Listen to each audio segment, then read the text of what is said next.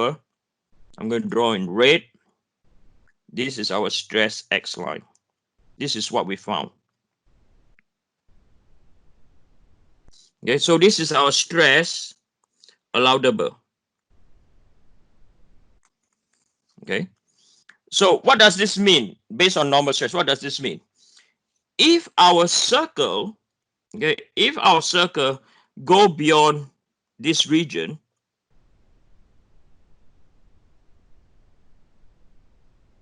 okay, go beyond this region, if our circle grew to this, the material will fail.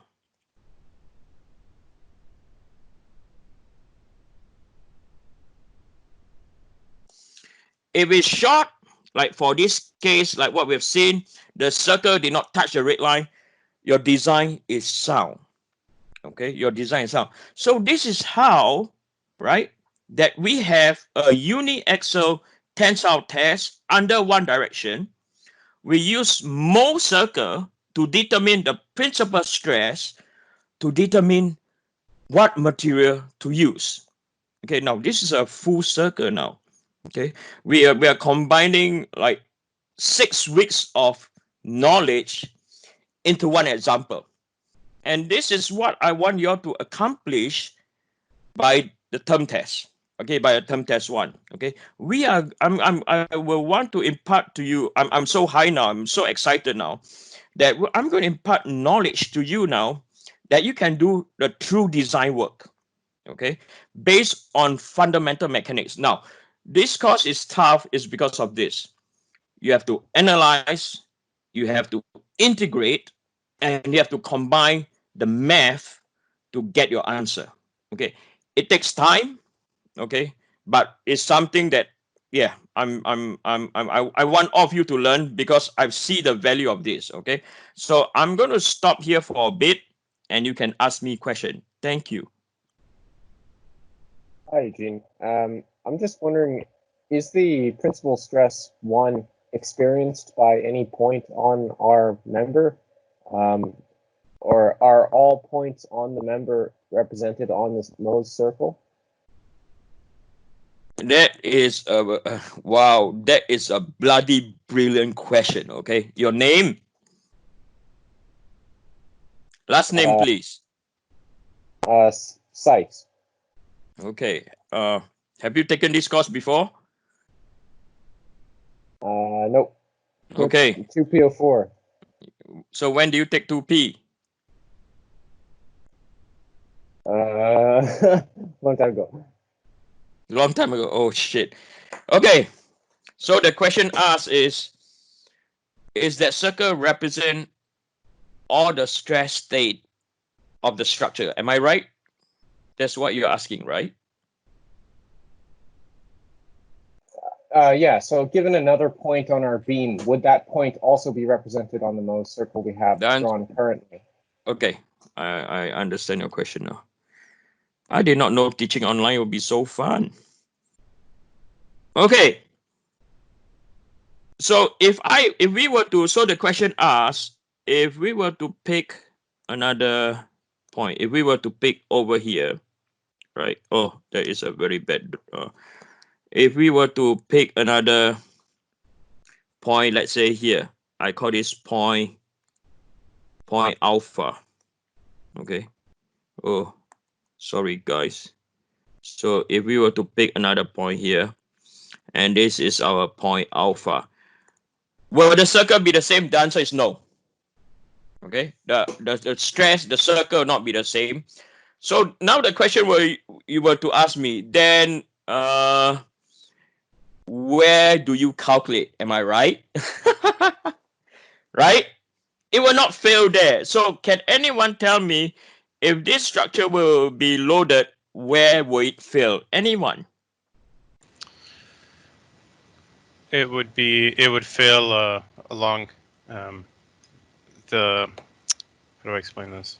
Along the y-axis, if there's bending along the shortest area, the second moment of area, I think.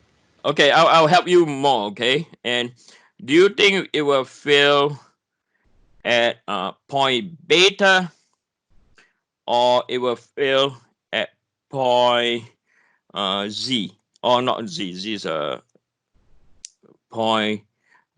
Yeah, you can see I'm not Greek, right? point point H. Where will the structure fail? So my guess is at point H because it has the maximum moment arm from the Excellent. applied forces. Okay, so we know that it will fail at the bottom beat. We know that it will fail at the what? At the built-in region. Right?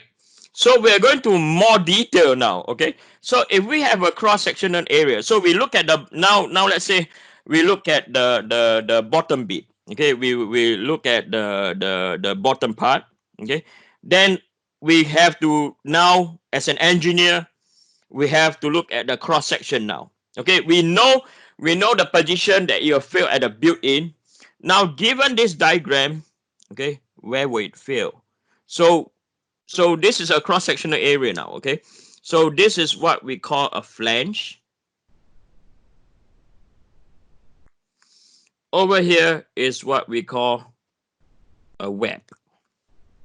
Okay, so can anyone tell me, is the structure going to fail at the flange region, or if the structure will going to fail in the web region, or it's going to fail at an interface, okay, or not all, based on this bottom part? So can anyone tell me, is it going to be the flange or web?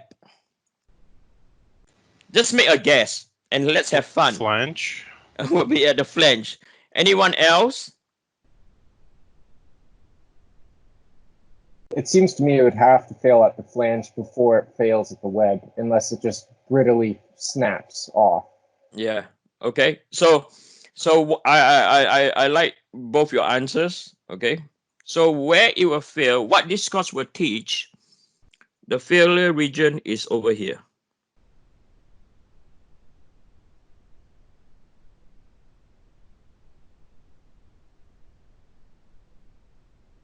Okay, specifically at this point over here where my dot is. Okay, it will fail over there. So this course will teach you how to do sizing of your structure. Okay, however, this course will not teach. Okay, so 3A03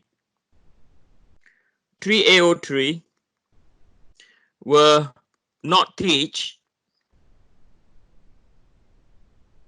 what, or will not teach how to determine the size of the fillet radius. Okay, because of the length of the course. Okay, I will not teach you the size of the fillet radius. We will only learn how to size the beam, and to determine the size of the fillet radius will be taken by your next course, which is MECHENG 3E05. Okay, 3E05, which is the next course that mechanical engineers take in design. Okay, in engineering design, that will help you determine the size of fillet radius. Okay, but you still need to know the fundamental aspect of this, of what I teach you. Okay, because if you cannot determine all your stresses, you cannot size your what? You cannot size your fillet radius. Okay. Okay. So this is a whole picture what we're trying to achieve. Okay. So combined. So we have normal stresses due to axial loading, due to bending moment. We have shearing stress due to the shear force. Then we have we combine them to get principal stress. Then from principal stress, then you can select materials. Okay, then you can see whether is your structure sound or not. And we know that a lot of times the test that we get for mechanical properties is under what? Uniaxial direction. Being an ignorant engineer is you don't care. Okay, that is a stress I calculate, I'm going to use it. I'm not saying that that won't work. it might work, but your factor of safety will be wrong. Okay, your factor of safety. So I want graduates from McMaster University. Our graduates are thinking people, not in the sense that in the coronavirus situation we go and buy toilet paper because the rest of the Canadians are buying toilet paper. I don't ask to do that. Okay, if that part is that dirty, use water. Anyway, come back to here. I do apologize. Now, so remember the word that I just used, right? The term that I just used is factor of safety.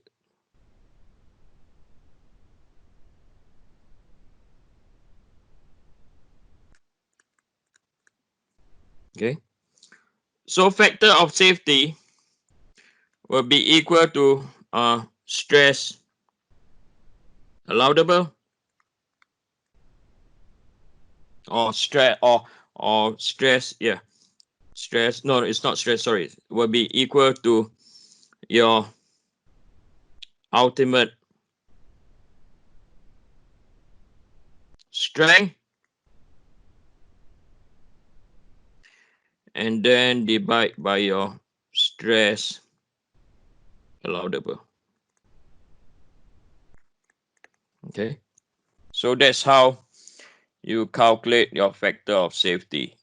Okay, so this is what is in the textbook. Can anyone tell me what's our issue on this? Can anyone? So if I were to draw stress strain curve again,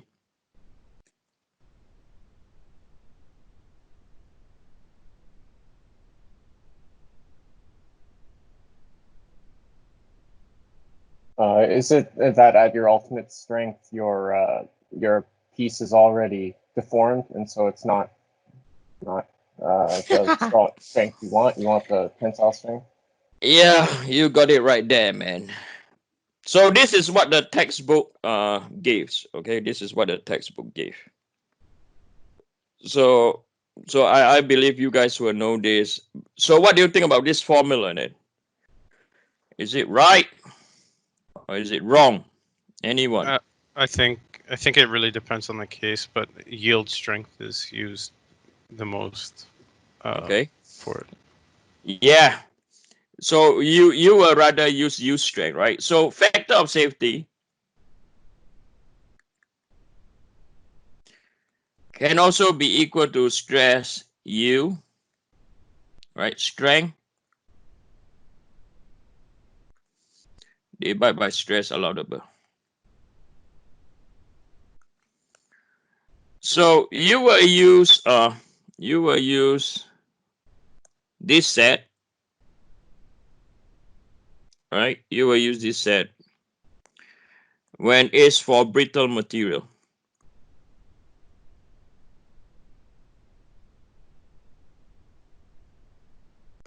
Okay, and you will use the other set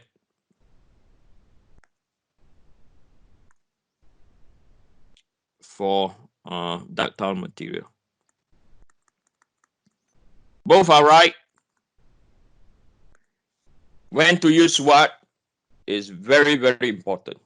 Okay, when to use what is ever so critical. So why brittle material you can use ultimate strength, whereas ductile material you can't. So as you can see, this stress strain curve over here, what we've drawn over here, so this is for ductile material.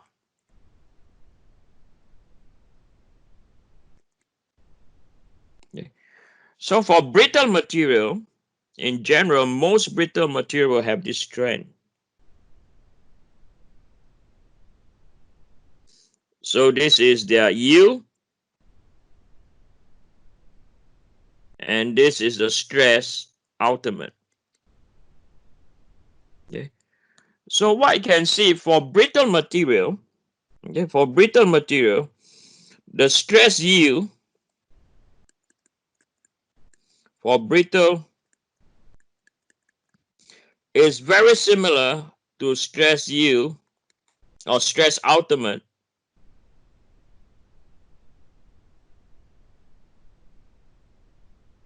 for brittle material. Okay, And then for ductile material, right, you can see they're very close together. You don't have a lot of change at all. Sometimes the U point and the ultimate strength for brittle material are exactly at the same point. For example, concrete. Okay, if you see concrete, it's going to be exactly the same point that where you see it. And then for ductile material, we know that the stress U for ductile material is